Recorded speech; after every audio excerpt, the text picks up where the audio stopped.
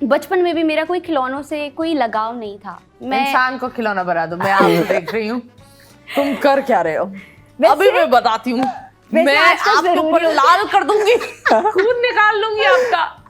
No, आज के बाद मैं लाल कपड़े नहीं पहनूंगी।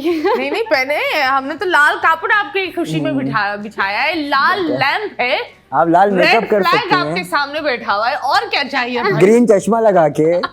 हाँ, तो मैं उनको बैठ के ना देखती थी, ऑब्जर्व करती थी वो किस तरह काम कर रही हैं, उनको अप्रिसिएशन मिलती थी, तो मैं उससे बड़ी इंस्पायर होती थी कि मम्मा को इतना पसंद किया जा रहा है कि आपको सब पता चल जाता है। तो जब वो बीमार हुई और ईद का सीजन था, तो ऑब्वियसली बहुत ज़्यादा रश था हमारे सैलून पे, तो उसको कवर अप करना था।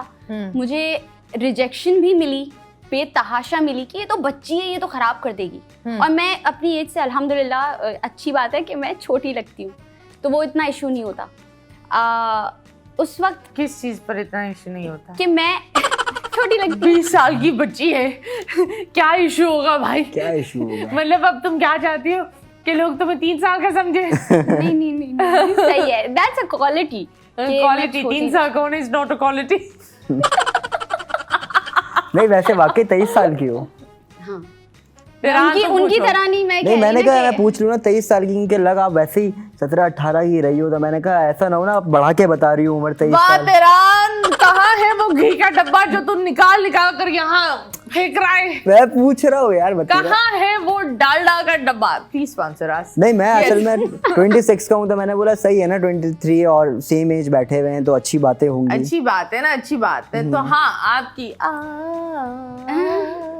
ये मैं अपनी मम्मा के साथ शुरू कर रहे हैं। तो रिजेक्शन को फेस किया, लेकिन वहीं पर काफ़ी सारे ऐसे लोग थे जो मुझे अप्रिशिएट करते थे कि नहीं बच्ची है तो क्या हुआ, काम उज़मा से सीखा हुआ तो ये तो कर लेगी। तो करते करते मैंने जब अप्रिसिएशन मुझे इतनी मिली, वो मेरे लिए मोटिवेशन का बायस बन गई। ओके। एंड ये मैसेज मैं कन्वे करना चाहूँगी हर यंगस्टर को कि अगर आपको रिजेक्शन मिल रही है ना, दैट डजंट मीन कि आप बिल्कुल बैकफुट पे चले जाएं। आपको और अच्छे से जंप करके आगे बढ़ना है। तो उसके बाद मेरे क्लाइंट्स बनने शुरू हो गए। वाह, लोग मेरे नाम से आने लग गए।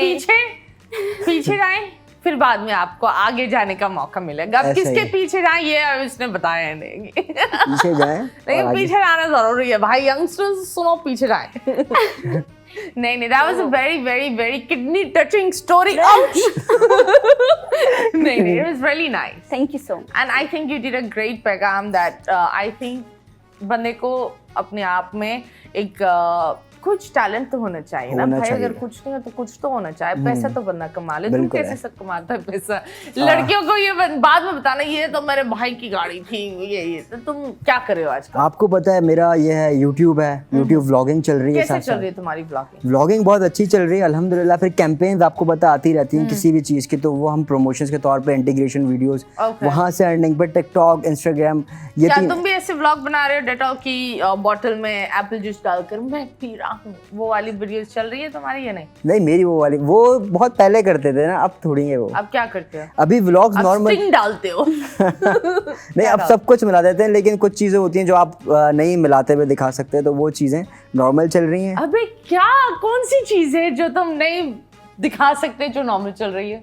तो वो आपको बेहतर बताओ। मुझे क्या पता भाई, ये तो जिंदगी तुम्हारी है। नहीं, लेकिन जिंदगी आपने मुझसे ज्यादा गुजारी है। नहीं, तो मैं तो ऐसी चीजें नहीं करती। बताओ, I don't know, please educate अस। नहीं भाई, अब चल रही होती है, जैसे आप फॉर एग्जांपल बंदा, अब मैं स्मोकिंग करता हूँ, पता है सबको, लेकिन मैं व्लॉग के अंदर स्मोकिंग करते हुए हाईलाइट नहीं कर रहा, क्योंकि एक बहुत बुरी बात इम्पैक्ट जाएगा। तो वो बहुत सारी चीजें होती हैं जो आप व्लॉग में ऐड नहीं करते। व्लॉग के अंदर आप पॉजिटिव मैसेज दे रहे होते, तो मेरे जितने व्लॉग्स होते हैं वो सब में पॉजिटिव मैसेज जा रहा होता है। कितना पॉजिटिव तुमने मैसेज दिया है? सबसे पॉजिटिव मैसेज क्या था? सबसे पॉजिटिव मैसेज ये आई एम कोविड पॉजिटिव। हाँ, जैसे अपनी माँ की रिस्पेक्ट करनी है तो उसमें वो चीज़ें मैं हाईलाइट कर देता हूँ। बहनों को किस तरीके से ट्रीट करना है वो चीज़ मैं हाईलाइट कर देता हूँ। पापा को कैसे, मतलब पापा की जो बातें उनको कैसे सुनना है, मतलब ये सारी प्रोसेस फैमिली में, मतलब कैसे आप एक अच्छी जिंदगी गुजार सकते हो। मुझे बताओ, इतनी प्यारी प्यारी बातें तुम करते हुए बिल्कुल अच्छे नहीं लगते, क्योंकि तुमने एक प्रैंक किया था वो अपनी बेगम के साथ, जहाँ तुमने दूसरी शादी का बोला था। वो एक ये क्या था? ये वो एक प्रैंक बड़ा हाईलाइट हुआ था, आपने देखा था? हाँ मैंने देखा है, इसलिए पूछ रही हूँ कि तुम ये अच्छी बातें करते हुए अच्छे नहीं लग रहे बाबू। इस तरह की चीजें बहुत जल्दी प्रमोट हो जाती हैं। तो मुझे बताओ ये क्या था? वो ऐसा सीन था कि मैंने अपनी फैमिली को उस चीज़ में शामिल किया। मैंने कहा यार वाइफ के साथ प्रैंक करना है। अच्छा, मेरी एक सब्सक्राइबर थी, वो बड़ा मैसेज करती थी मुझे अपने व्लॉग मिले हैं, मुझे अपने व्लॉग मिले हैं। मैंने कहा मैं तुम्हें टास्क देता हूँ, तुमने मेरी सेकंड वाइफ का कैरेक्टर करना है, तुम्हें मैं व्लॉग में लूँगा, मेरी वाइफ आएगी, उसके आगे तुमने मतलब ऐसे आना है कि जैसे मैंने तुमसे निकाह किया हुआ है छुपा के, और तुमने आके यहाँ पे रोना धोना डाल देना है।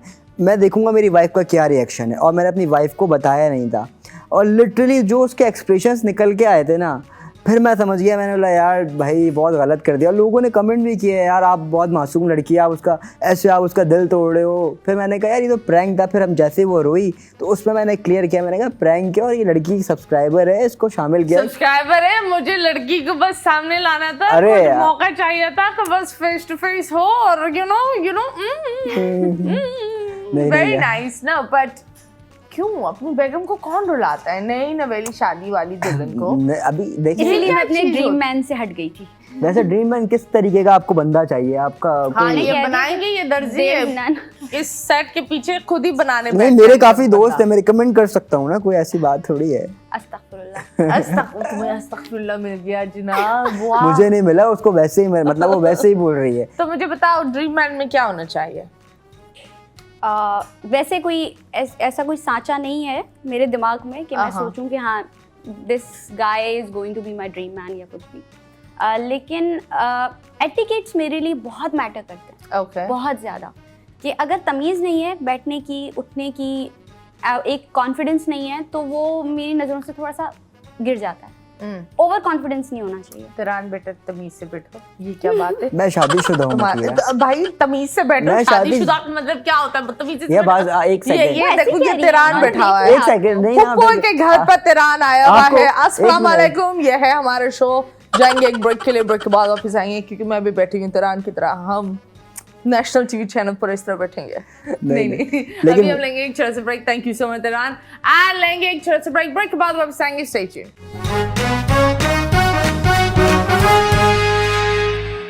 Welcome back and yes, you guys are watching 21mm. I'm your host Mathira और आज हमारे साथ हमारे प्यार टिकटॉकर्स एंड मेहमान एंड स्पोर्ट्स जर्नलिस्ट एंड खून से प्यार करने वाली खातून and self independent and child labour सब बैठे हुए यहाँ। So this is her and her other 8 personalities are coming in slowly. Thank you so much.